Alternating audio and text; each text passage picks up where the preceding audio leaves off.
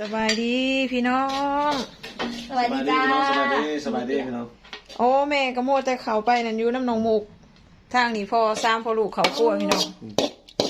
น้องคิมกระตำเขาเบื่ออยู่เด้อจ้าเอื้อยกะหากำลังพักแล้วโอ้แม่มา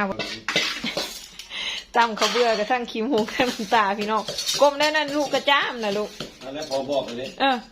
ปลาพี่ตั้งลูกคนนี้ดังจุใส่แล้วมันก็จ้ามเลยลูกสิจ้ามอยู่ช่วยๆแล้วโบจ้ามโบจ้ะไปกินข้าวก่อนลูกยังคอยมาตามไหมตามระเบิดนี้เนี่ยนั่นแหละปลากินปลาก่อนไปปลาก่อนลูกเอากันนี่แล้วเลยจ้าลาบหมูของอีพ่อเป็นโครงงานสีสันแดงแป้งเลย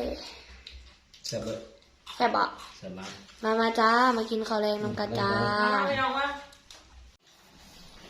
สบายดีจ้านางน้อยก็สิได้อยู่หลังกล้องเด้อจ้าเพราะว่านางน้อยกินข้าวแล้วเลยตั้งแต่มาแต่โรงเรียนขวดพักกินมันไปชงไม่ไซเจอไม่ไซหรอเจอแล้วก็ถามแม่ไซเลยเรื่องอันน่ะใบอันน่ะเราบอกว่ามีโอกาสได้สูงอยู่แล้วว่าขอพอวงเราบอกนี่เพราะว่าได้มาโคกหมากเดียวซื่อ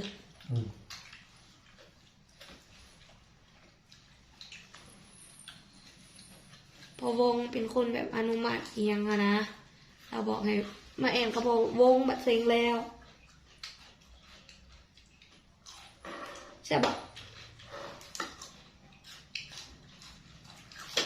ต้องต๊อกอีพวกอันนั้นปาดมากอันนั้นใส่น้ำเนาะบักตัวก่อนก็ครับรับก่อนใช่บักก็ที่แม่บอกวันเดียวออกมาทานก็ต้องว่าสิเข้ามาเอิญอีเมลโยนชุดนั่น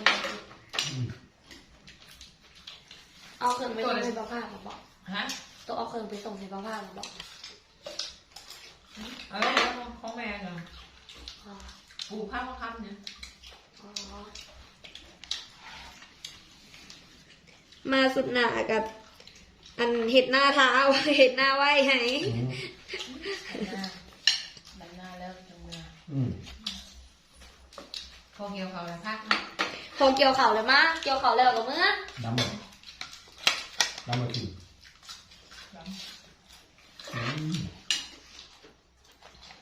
ตอนห่อนอันยามดำนาได้ตอนเพิ่นมาแรกๆเพิ่นว่าโอ้ยมือใดเด้ไม่แป้งสิพาไปอัน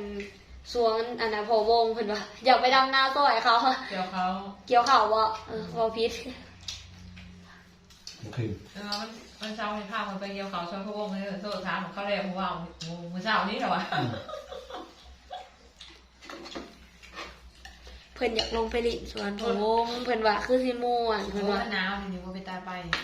มานอนเนาะไปเนาะไปฮะกินแกงหน่อไม้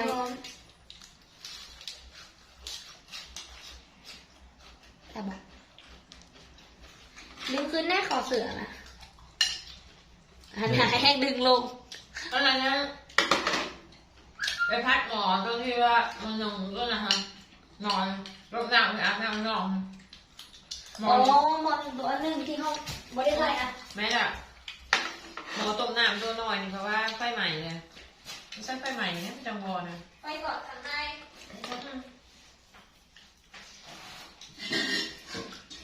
ไฟล่างแล้วอันนี้ล่างก็ล่างนี่แข็งลงล่างแล้วเมื่อวานเติมถ่านก่อนก็เป็นสองแก้วเลยไม่งานเลยแบบนี้จังเดียวต้มสักคนหนึ่งเดี๋ยวต้มสักคนหนึ่งด้วยกัน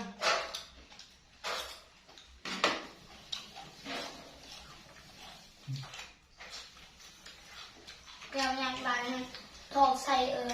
นนั้นเบิกหนูเสื้อเบิร์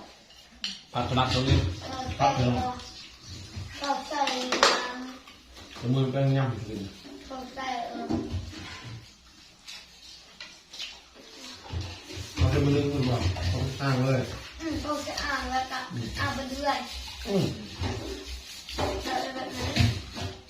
แล้วอ่านไปก่อนน้ำว้าวคนนี้น้ำว้าวต้องเขาจับเข้ามา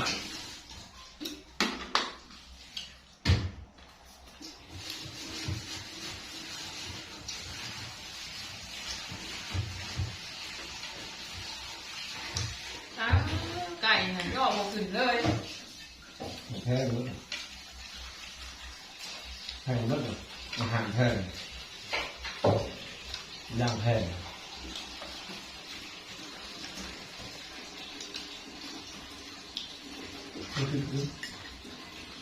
มันเป็นผงอยู่นี่มัน เพิ่มเพชรตุเพิ่มเพชรตุตลาดลุง เผ็ดเลยเนี่ย เพิ่มเพชรมันเพิ่มเป็นผู้อ๋องโอ้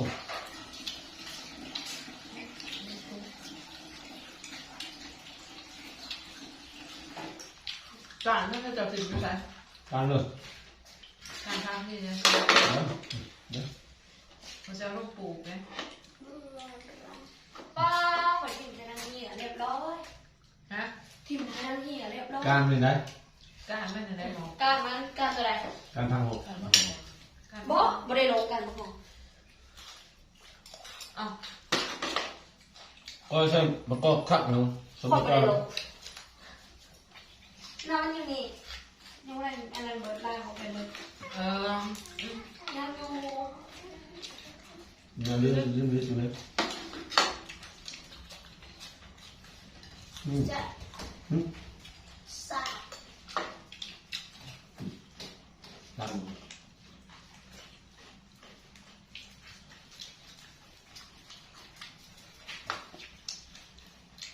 เป็นผักห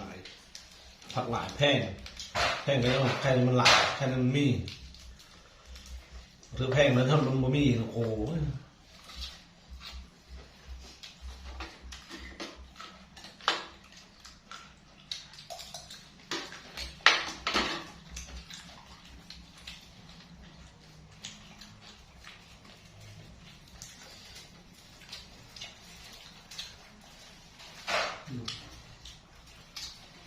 ไปก่อน ลูกอย่างของเพชร โมเพตติ เนี่ยเป็นเพชรของเพชรอะไรที่การที่ตา ยังกินข้าวปุ้นเลยเด้บักเด็ดบางเวลาคุยกับปกติอะไรกิน เมื่อเลยจังว่า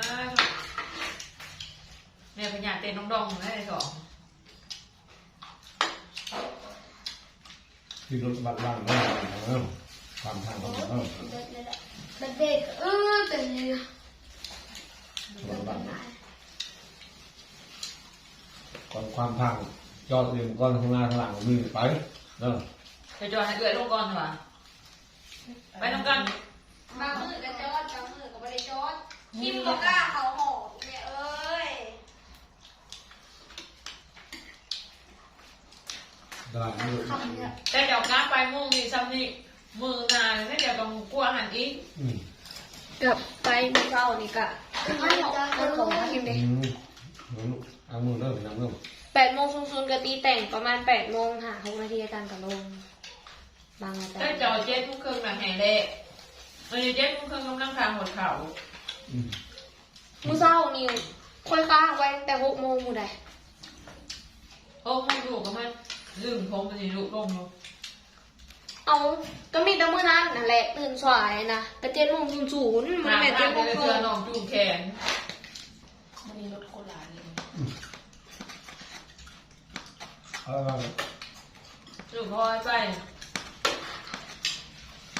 มึงวันนี้รถมาจากความ ก็ไม่ควรเป็นถ้าอย่างนี้ควรใส่กันน็อกไปก่อนเพราะว่ากันน็อกกับคู่หัวเลยดินะไอ้คลิปใส่ มัน หัว ยากแม่เอ้ยเบิ่งแน่กระเป๋าน้องก็มันมา ในตารางดูดิ นะ ตารางเสียง ใส่ ใช้กำลังเสียงมาเบิ้งมุดมึง ตาราง เดี๋ยวเด็กบ้านจะตอนแรกมาแล้วมึงเช้าจะบุกปวดมึง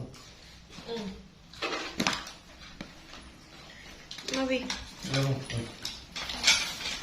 2 อันตัวบริเฮียนยังนะเฮียน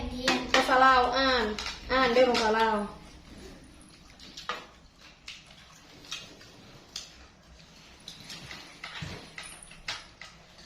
แล้วได้ยังไม่เลยของหมกเลย หัดเขียนงามบ่ได้หัดเขียนงามกับเขียนถวายนี่ไหมบ่ได้ เฮ็ดอ่อน หัดเขียนหัดเขียนงานเมื่อเช้านี้ได้มาแปะเขียนอ่าน ตัวเบียร์วางของเราเนี่ยใช่ไหม กวาดระเบียงบ้านโตเห็นเมื่อเช้านี้ น้ำปวด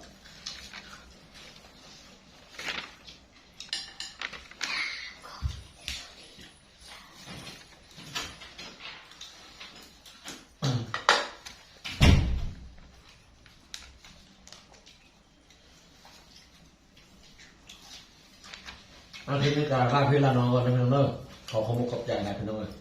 ขอบคุณคลิปหน้าบาย